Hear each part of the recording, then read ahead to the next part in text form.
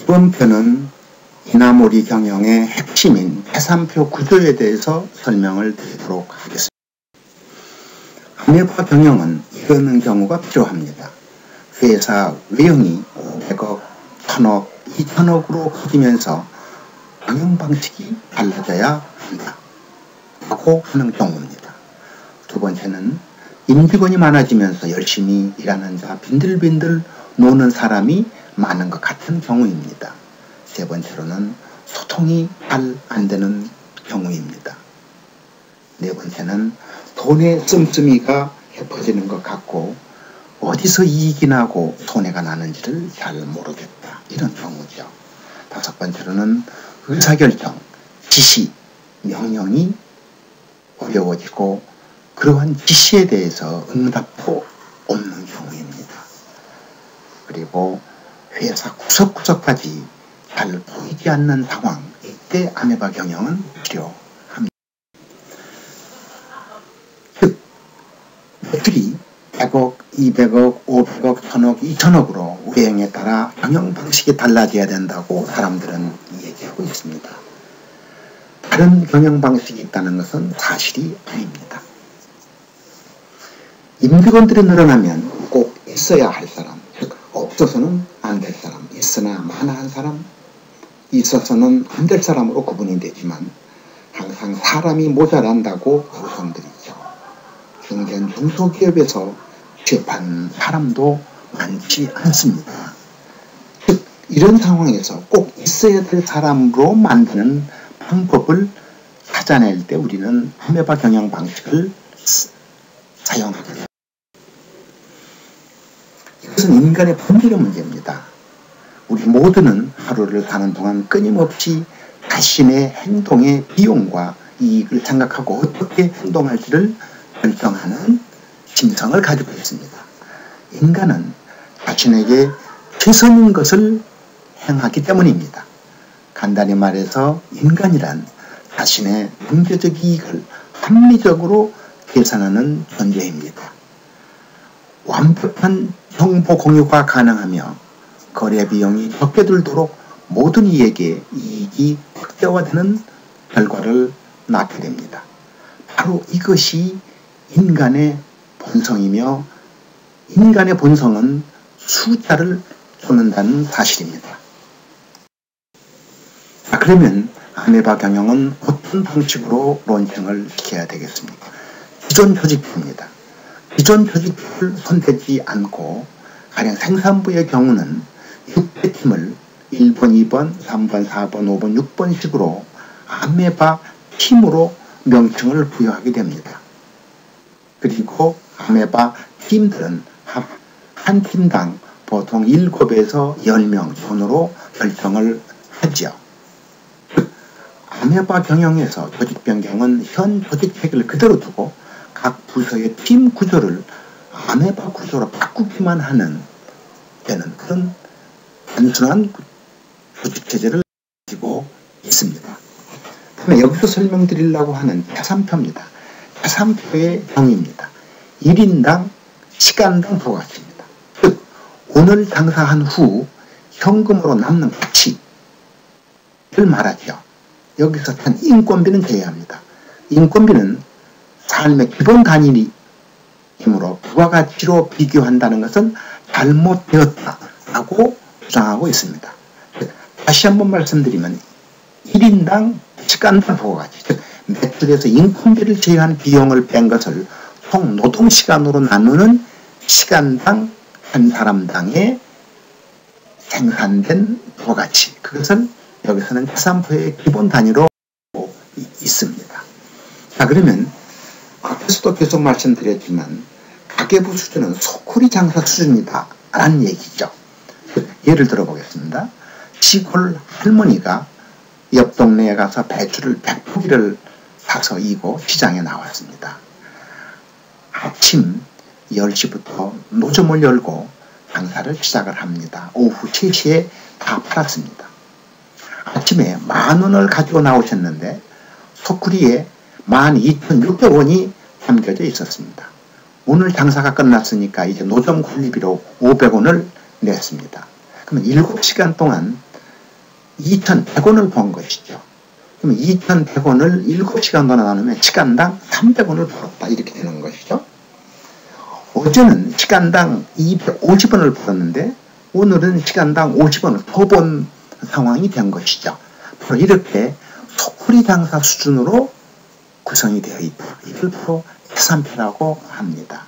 계산표는 실질적으로 내용은 좀 복잡합니다만은 바로 구조는 소쿠리 장사 수준의 구조로 되어 있는 그런 아주 단순한 구조로 되어 있는 것을 우리는 볼 수가 있습니다. 아메바 경제 이론은 결론적으로는 매우 명료하게 되어 있습니다. 아메바 경영의 기초는 계산표입니다. 그래서 계산표의 구성은 앞에서도 말씀드렸다시피 할머니는 오늘 하루 얼마를 벌었는가 그걸 결산해보고 그날 하루 장사를 되돌아보면서 손님은 무슨 물건을 사고 싶어하는지를 잘 알아내고 내일은 어떤 물건을 사다가 팔아야 할 것인가를 직접 손님의 마음을 읽어가는 과정이라는 것입니다. 여기서 야채 장사는 팔다 남은 것은 버려야죠. 버리는 것은 원가에 포함시킵니다. 그래서 재고가 없습니다. 그리고 할머니 장사처럼 현금으로 거래를 하는 그런 구조로 되어 있습니다. 다시 한번 강조하지만 아메바 경영에서의 주체는 90% 이상 돈을 쓰는 생산부서입니다. 영업부서가 아닙니다. 아메바 경영의 가장 핵심은 이익이 있는가를 핵심으로 보고 있습니다. 그래서 아메바 경영을 영어로 미니 프라핏 센터라고 번역되고 있습니다. 즉, 판매 가격은 치열한 시장 경쟁에 의해서 거역할 수 없는 가격으로 결정이 됩니다. 이것은 고객의 결정사항입니다. 그다음에 제조 가격은 고객이 정해준 가격에서 사활을 걸고 이익을 창출하는 것이죠.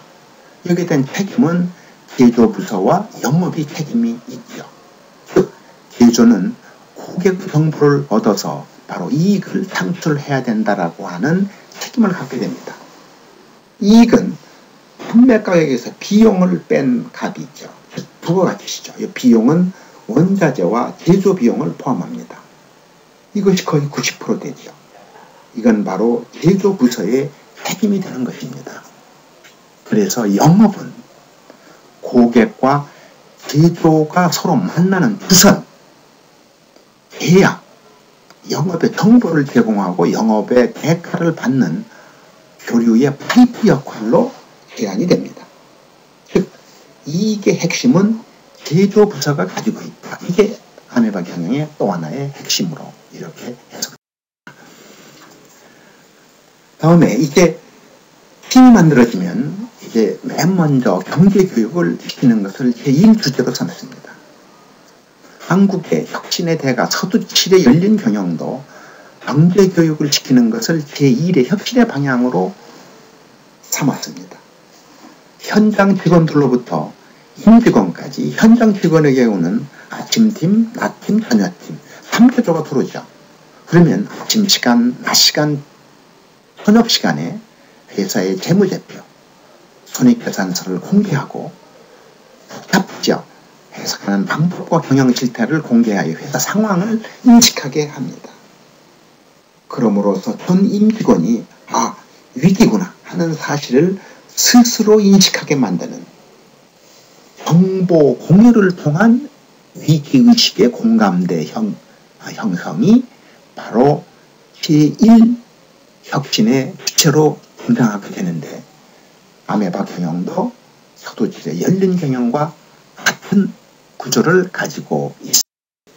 그 다음에 제2단계로 도덕교육의 얘기를 드리고 있습니다. 이건 달의 경우인데 이나모리 회장은 비서 2명과 이게 달에 취임하죠. 취임했을 때 6개월 동안 초등학교 도덕 선생처럼 인간의 참된 모습을 계속 가르치기 시작합니다.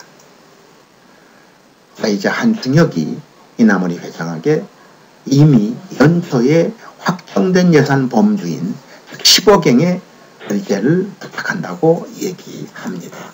그때 이나무리는 이렇게 얘기합니다. 이보게 솔직해야 하네. 자네에게 10억엔은커녕 단 한 푼도 맡길 수 없네. 물론 뭐 다른 배경도 있었겠지만 아주 단호하게 돈을 주는 것을 이분은 결제하는 것을 보류하게 됩니다. 바로 이나무리 회장의 철학에는 예산 제도라는 것은 없다는 데 기초를 둡니다. 즉 예산은 항상 변동하고 있다. 여기에 본ጥ를 두고 있는 것이 또 하나의 특징을 가지고 있습니다. 지금까지 아메바 경영의 특징인 계산표, 즉 생존 부등식이죠. 이 부분에 대한 간단한 개요를 설명드렸고, 이것은 가계부 수준의 소쿠리 경영과 같은 아주 단순한 구조를 가지고 있다는 것을 제가 설명을 드렸습니다. 다음 주는 아메바 경영을 해나가는 과정을 보면 이익의 진폭이 해마다 특성 커브가 매우 다르게 움직이고 있다는 것을 발견하는 그런 사례를 설명드리도록 하겠습니다.